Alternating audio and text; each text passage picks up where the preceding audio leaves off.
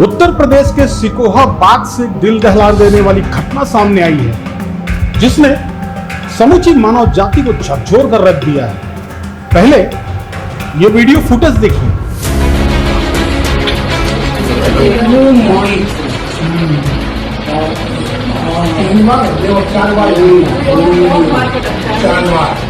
जल्ला देंगे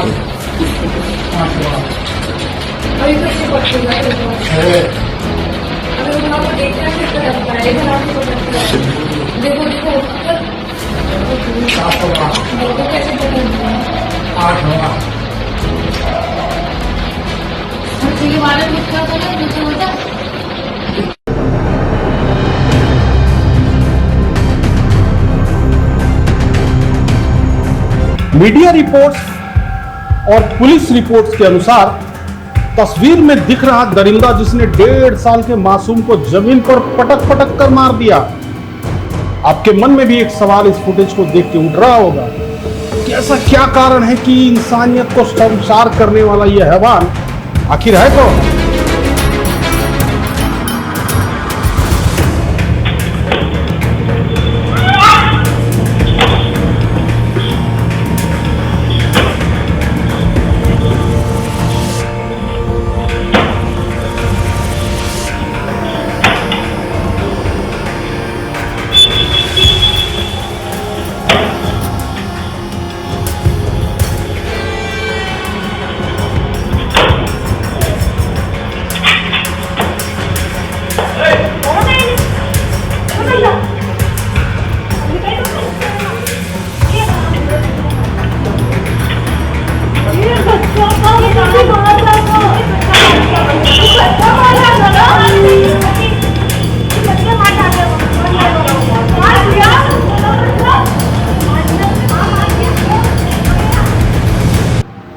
तो चलिए अब आपको इस पूरी घटनाक्रम की ओर ले चलते हैं। उत्तर प्रदेश का सिकोहा बाग, जो जिला फरीदाबाद, तहसील फरीदाबाद के अंतर्गत आता है, जहां रति, जिसकी शादी उत्तर प्रदेश के बदायूं में सुमित कुमार के साथ हुआ था।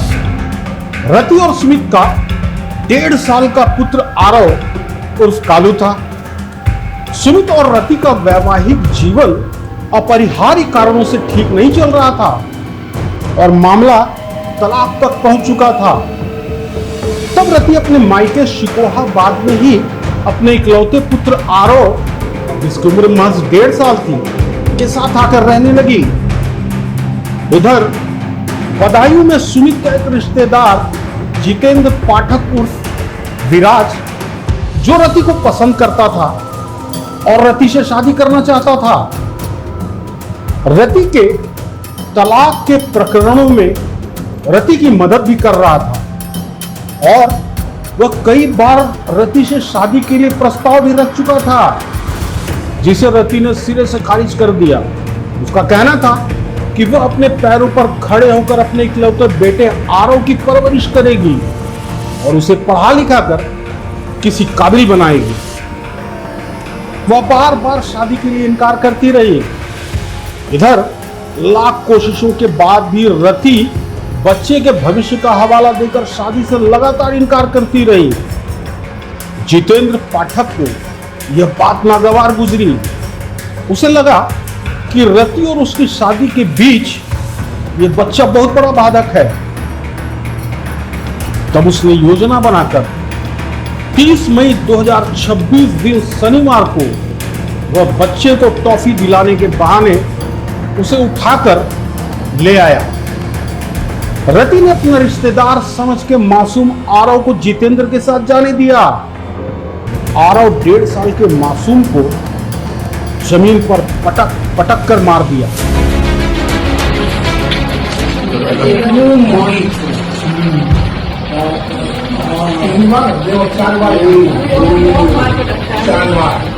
जल्ला देंगे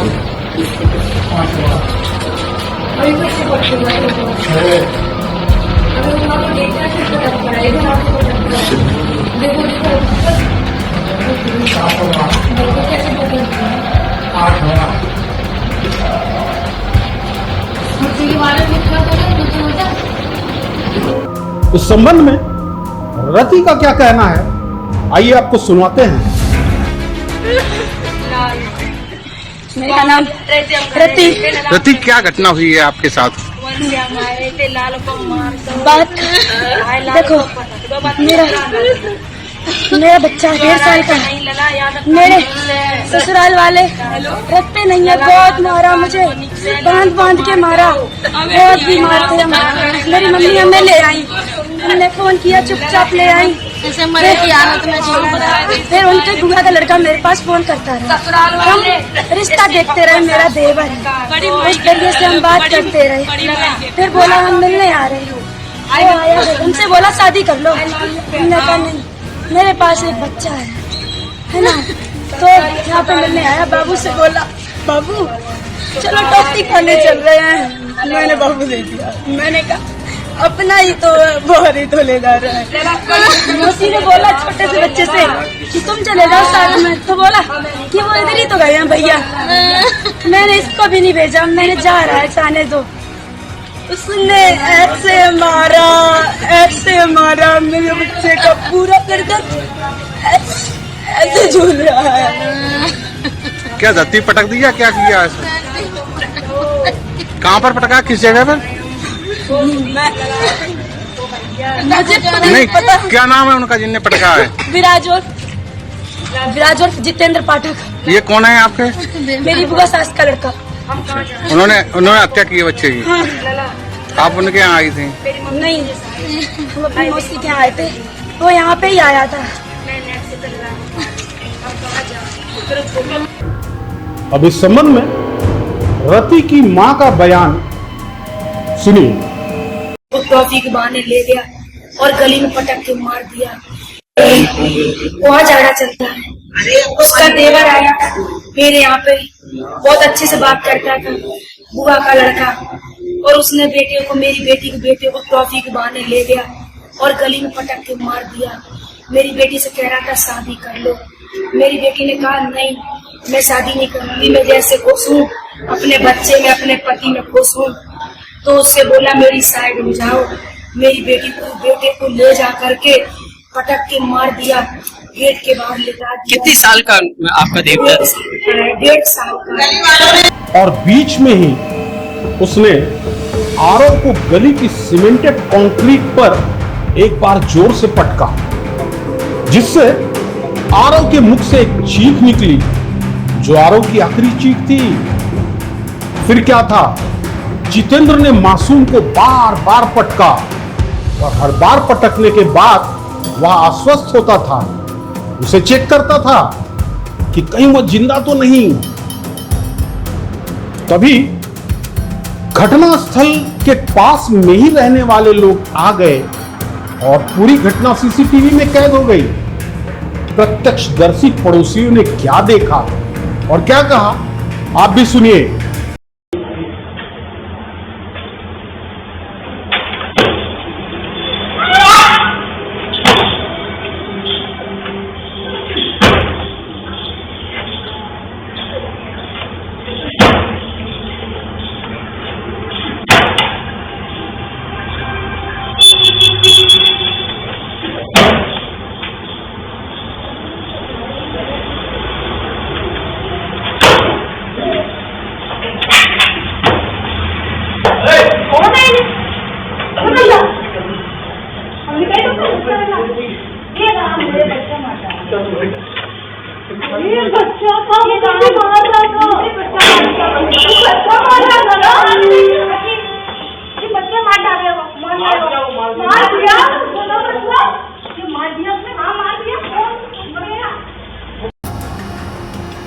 घटना के बाद जितेंद्र फरार हो गया, जिसे पुलिस ने पतासाजी कर और संभावित स्थान पर जितेंद्र को घेरा। आरोपी विराज पुलिस से घिर जाने के बाद पुलिस के ऊपर ही फायरिंग झोंक दी। जवाबी इनकाउंटर यानी मुठभेड़ में पुलिस ने उसे घायल कर आरोपी को पकड़ा और आरोपी से पूछताछ की, जिसमें आरोपी ने जो बताया जरा आप भी सुनिए। मैंने कहा तो पहले अपने डिवोर्स ले लो और बाबू जो है तुम्हारा बेटा तो तुम्हारा पहला पति मांग रहा है। मैंने देखो मेरी फैमिली एक्रीन नहीं होगी ऐसे। पुलिस रात सब कुछ ठीक हो जाएगा, समय के साथ साथ मैंने तो कुछ ठीक नहीं होगा। मैंने उस लड़की से पीछे छुड़वाना चाहा, लेकिन वो लड़की मुझे इमोशनली ब्लैकमेल करने लगी कि विराट मेरा कोई ना तुम्हारी सेवा, मेरे पास सब है, मैसेज डिटेल सारा कुछ है, सारा कुछ है। मैंने उसको बहुत बोला, मैंने देखो मैं ऐसे शादी नहीं कर पाऊंगा, मैं अच्छा कर सकता हूँ, सब कुछ चिंता मत करो। लेकिन सर उसने मुझे फंसा रखा था। लेकिन सर भाई है कि हमेशा लड़का ही हंसता है, लड़की निकल जाती है, लड़की जितनी तो बच्चे को क्यों मारा? सर अब मैंने अपराध किया है, मैंने बस कबूल लिया सर, और उसकी सजा सर ये है। अच्छा ये बताओ तुम करते क्या हो? सर मेरी दुकान है किराने की, होलसेल। अब पुलिस ने विभिन्न धाराओं के अधीन आरोपी विराज उर्फ जितेंद्र पर कार्यवाही कर रही है। इस संबंध में पुलिस का क्या कहना है, आप भी सुनिए। अंतर्गत यादव कॉलोनी का मामला है। एक 1.5 वर्षीय बच्चे की हत्या हुई थी। पुलिस को सूचना मिलते ही तत्काल उचित धाराओं में अभियोग पंजीकृत करते हुए घटना के अनावरण और गिरफ्तारी के लिए कुल 4 टीमों का गठन किया गया था। इसमें जो नामजद अभियुक्त था जितेंद्र पाठक, ये बदायूं का रहने वाला है। इसकी सिकोहाबाद पुलिस तलाश कर रही थी, जगह जगह इसमें दबिश दी जा रही थी। सूचना ये मिली कि ये बूढ़ा बरथरा रोड पे झाड़ियों में छुपा हुआ है और यहाँ से भागने की फिराक में है। इस सूचना पर पुलिस ने यहाँ तत्काल दबिश दी है। पुलिस को देखते ही इसमें पुलिस के ऊपर फायरिंग कर दी। आत्मरक्षात्मक पुलिस ने भी फायरिंग की है, जिसके इसे दोनों पैरों में गोली लगी है। तत्काल इसको इलाज हेतु ट्रामा सेंटर में भेजा गया, जहाँ पुलिस अवरक्षा में इसका इलाज चल रहा है। इसके पास से जो बरामदगी हुई है, अवैध तमंचा 315 बोर, जिंदा और खोखा कारतूस बरामद हुए हैं। पूछताछ में इसने घटना का मोटिव ये बताया है कि ये बच्चे की मां से शादी करना चाहता था और बच्चे की मां ये कहती थी कि नहीं मेरा एक बेटा है, मैं शादी नहीं कर सकती। और इस बात से इसने ये सोचा कि बच्चे को रास्ते से हटा देंगे तो हमारी शादी हो जाएगी। इसी बात को लेकर इसने बच्चे को हटाने की नीयत से, रास्ते से हटाने की नीयत से इसने उसकी हत्या कर दी और इस घटना को अंजाम दिया। इसमें फिलहाल इसका हम लोग पुलिस अवरक्षा में इलाज करवा रहे हैं। इसमें जल्द से जल्द साथ संकलन करते हुए हम लोग चार्जशीट कोर्ट में सबमिट करेंगे और माननीय न्यायालय से अधिक सजा जल्द से जल्द कराने का हम लोग इसमें प्रयास। हर खतरा अजनबी के रूप में नहीं आता, कई बार वह भरोसे का चेहरा पहनकर भी सामने खड़ा होता है। इसलिए सतर्क रहना बेहद जरूरी है। बच्चों की सुरक्षा सिर्फ माता पिता की नहीं, पूरे समाज की जिम्मेदारी है। एक छोटी सी लापरवाही जिंदगी भर का दर्द बन सकती है। तो सतर्क रहिए, सावधान रहिए और देखते रहिए लोकतंत्र प्रहरी। नमस्कार।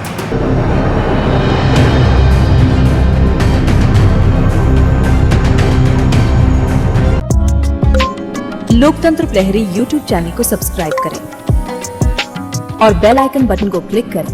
वीडियो को लाइक और शेयर करना ना भूलें। देखते रहिए LP न्यूज़।